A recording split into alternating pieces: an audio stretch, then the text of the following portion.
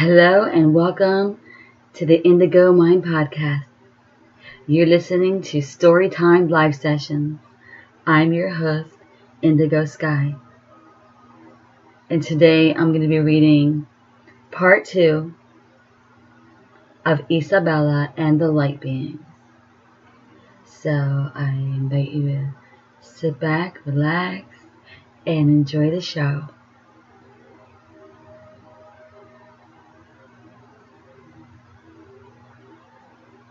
When she opened her eyes, she realized she was no longer in New York. She mysteriously landed back in Puerto Rico, but only this time it was during the 1500s, which was when the Taino Indians lived freely throughout Puerto Rico and all of the Caribbean islands. The light beings introduced Isabella to the original indigenous people of Puerto Rico. The Taino Indians welcomed her into their tribe, and she felt like family almost instantly. The Taino women went on to teach her the ways of the indigenous tribes. They taught Isabella how to farm, how to fish, how to live off of the land, while respecting Mother Gaia.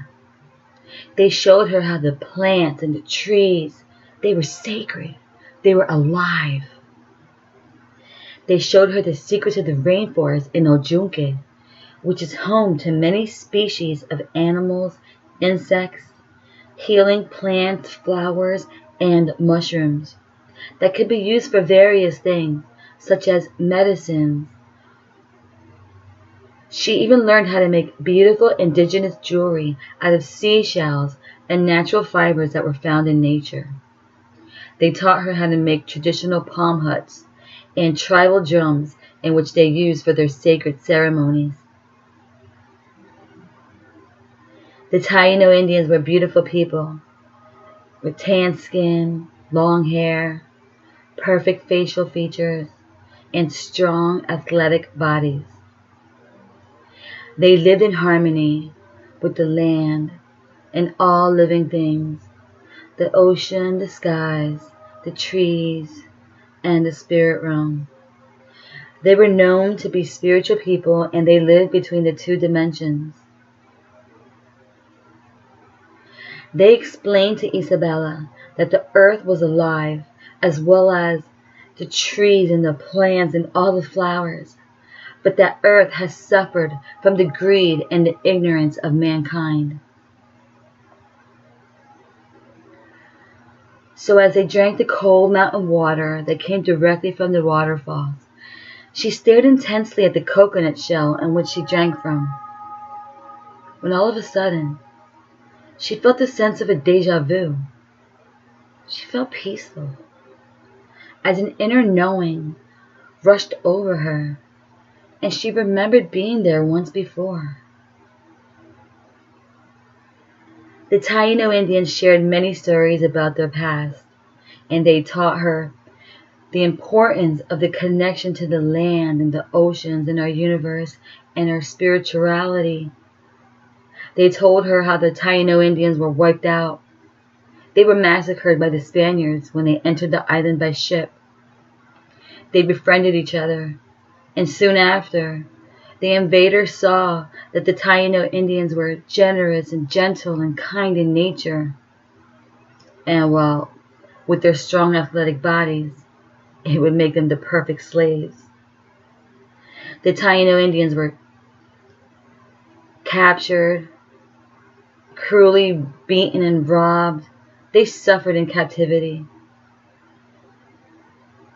The men were turned into working slaves, and the women and children were raped. The Tainos were robbed of their culture and their spiritual beliefs, their livelihood, and their sacred land. The Taino Indians went on to tell Isabella how eventually all of the Taino communities died off from the viruses and the diseases that were brought to their island by the Spaniards. Puerto Rico was invaded in the 1500s, and that's when the Taino Indians were tragically wiped out. But some got lucky, and they managed to escape from being caught, and they made it to the mountains, And that's where they hid out from the violent intruders. And they prayed and they meditated days on end. And eventually, they ascended into multidimensional beings. The Taino spirit is alive to this day, and it can be felt throughout the island, and it can be felt deep in your soul. That's when the light beings interrupted, and they told Isabella that she was one of them.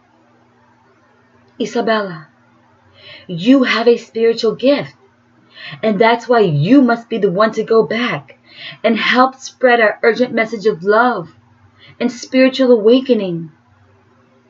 Planet Earth is suffering badly, and things must change now before it's too late. Time is running out. Mother Gaia is dying. Listen to her cries. Look at what's happened to the sky. Look at the trees. Look at the ocean. There's too much pollution in the air. The animals can't breathe. The Taino Indians told Isabella she needed to go back to Earth and remind the world of the Taino Indian culture in order to heal and to save the planet. Please go back.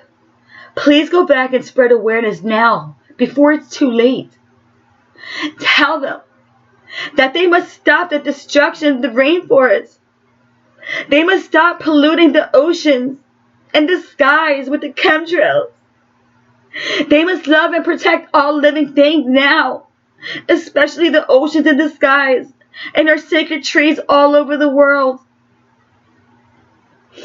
Isabella, you now hold the sacred knowledge of the Taino Indians. You are a light worker. You are a spiritual healer.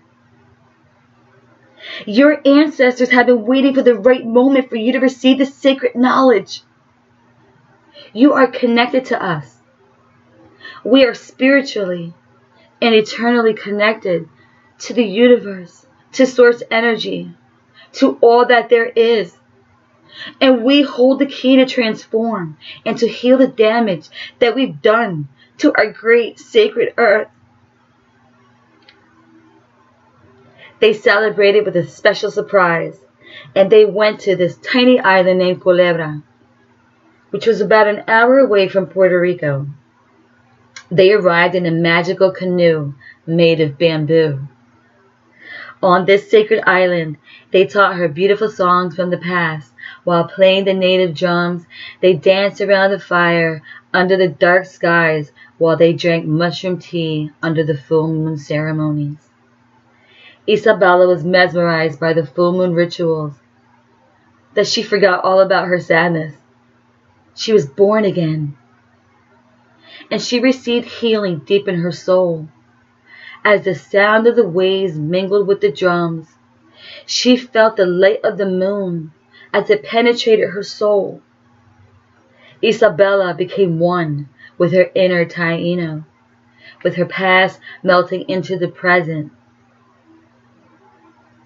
She was born again.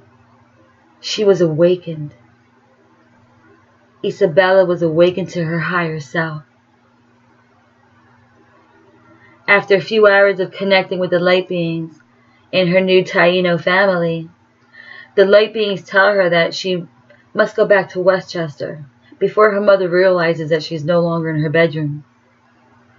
The Taino Indians gave her an emotional hug, and as they kissed her goodbye, they reminded her not to cry because they will always be connected in spirit, and to remember to use her new spiritual gifts on others in order to help humanity to awaken to the fifth dimensional reality, a planet of love, peace, unity, harmony, with the perfect balance with Mother Nature.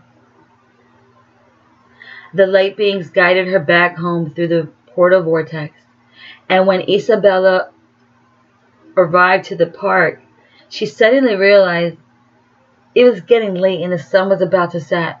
She didn't want to get in trouble, so she takes off her flip-flops and she runs home like a cheetah in the wild. But upon entering the house, it was almost as if time didn't exist, and she was in a time warp. No one even realized that she was gone. They were still organizing and arranging the furniture and unpacking boxes. Isabella snuck inside the house as quietly as she could. She went straight to her bedroom to pretend like she'd been there all day. Suddenly, her mom opens up the door. Isabella! Isabella! I got your favorite pizza! Any other time, Isabella would have been ecstatic, but not today. So reluctantly, she goes downstairs to eat in the unfinished dining room. Isabella barely spoke a word. She practically inhaled her pizza. She had something much more exciting on her mind than her now cold, wannabe Italian pizza. As they put the dishes into the dishwasher, Isabella kept getting distracted by her own little secret. Let the adventures begin, she thought to herself. Then she went back to her bedroom and she lay down on her favorite aqua mandala yoga mat. As Isabella was just starting to settle into her new space, she looks around her new bedroom, and with a deep sigh, she accepts her new living situation, thinking to herself, I guess it's not so bad. Then she began to replay the magical vortex experience in her head all over again, inspired by the woods and the butterflies and the light beings and along with the Taino Indians. It was all extremely overwhelming for a 9-year-old. Isabella wanted to go back to the vortex so badly, so she forced herself to fall asleep earlier than usual. She wanted to wake up nice and early in order to be bright-eyed and bushy-tailed. Isabella was beyond excited about the light beings. They were now her new friends, and she couldn't wait to see them again. As her mother kissed her on the forehead goodnight, Isabella asked her mom, Mommy, why don't we see the Taino Indians anymore? Her mom answered, Oh, sweetie, how do you know about the Taino Indians? Where did you hear that from? The Taino Indians were special people. It's a wonderful story about an indigenous tribe that originated from Puerto Rico. But it's actually a very sad story and a very deep story. And once you hear it, you will never erase it from your mind. Anyway, get some rest now, sweetie. And I'll tell you all about the Taino Indians tomorrow, okay? Maybe I'll tell you about them over breakfast, and I'll make you your favorite sand-dollar pancakes, the one with the blueberries. Isabella smiled and said, Okay, Mommy, but tomorrow, I want to go back to the park. Can I, Mommy? I made some new friends, and I want to see them again. Sure, baby. What are their names? Where do they live? Do they live here on our street? No, Mommy. They live in the woods, and they sing like angels, and they told me that I was a light worker. Isabella's mother shakes her head, and she laughs while closing the bedroom door, thinking to herself, what am I going to do with Isabella and her crazy, bizarre stories? Oh well, it must be her little imagination running wild again. But who told her about the Tainos? Who told her she was a light worker? Very strange.